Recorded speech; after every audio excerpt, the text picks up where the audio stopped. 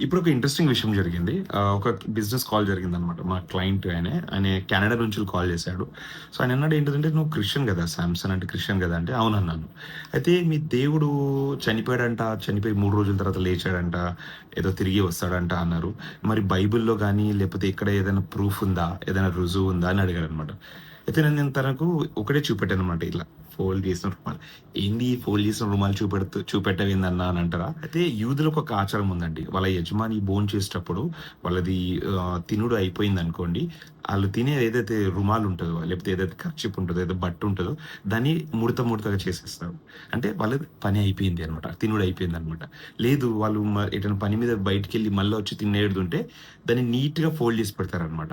అంటే దానికి అర్థం ఏంటిదంటే, నాది తినుడు అయిపోలేదు. లేకపోతే నేను చేసే ఏదైతే పనుందో అది అయిపోలేదు. నేను తిరిగి వస్తాను. నేను మళ్ళీ వస్తానన్నది దానికర్థం. ఇదే బైబిల్ వాక్యం నేను వాళ్ళకి చూపెట్టాననమాట. అంటే ఏదన్నా బట్టలు ఫోల్డ్ ఏం మాట్లాడుతున్నావు బైబిల్ వాక్యంలో ఏముందన్నమాట. యోహాను సువార్త 27, 20 అధ్యాయము 7వ వచనంలో రాసి ఉంది. పేతురు గారు ఆహ్, తను మరియమ్మ వెళ్లి చెప్తది గదా! యేసుక్రీస్తు వారు సమాధిలో లేడని. అప్పుడు పేతురు గారు వెళ్లి సమాధి లోపలికి వెళ్లి చూస్తే తన బాడీకి చుట్టిన బట్ట మాత్రం అక్కడ పడి ఉండే. కానీ తన తలకు చుట్టిన బట్ట మాత్రం నీట్‌గా ఫోల్డ్ చేసి ఒక దగ్గర పెట్టారనమాట.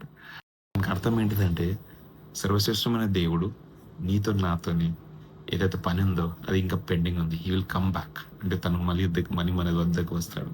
He will come back. Thoughts for sure. Be ready.